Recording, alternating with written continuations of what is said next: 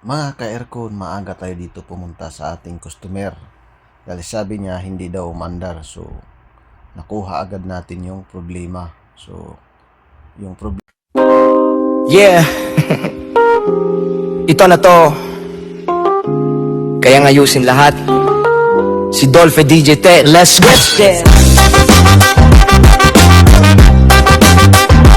Problema is yung unang option natin is yung mga wire nginat-ngat ng ating mga mahal na kaibigan.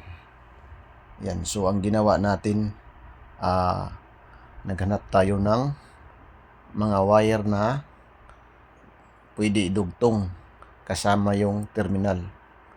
So may nahanap tayo na wire is galing din sa ibang mga aircon. So nagdala-dala tayo para pag may mga problema sa dugtungan, ayan, makikita natin. Pero magkaiba na yung kulay. So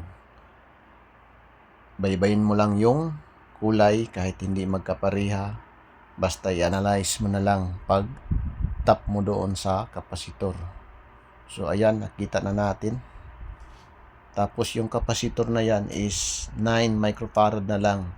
So ang value sa itong unit is 15 plus 3. Yung ganyang window type Panasonic na inverter. So i-convert na natin diretso, tanggalin natin yan sa dual capacitor ang ating gagamitin. So after natin mapalitan, so nag-testing na tayo. So kung makikita natin, ayan, no, lumalamig na. Yan. Yan, no. Yan yung palatandaan na lumalamig na. Peace out mga master. Hanggang dito lang yung video.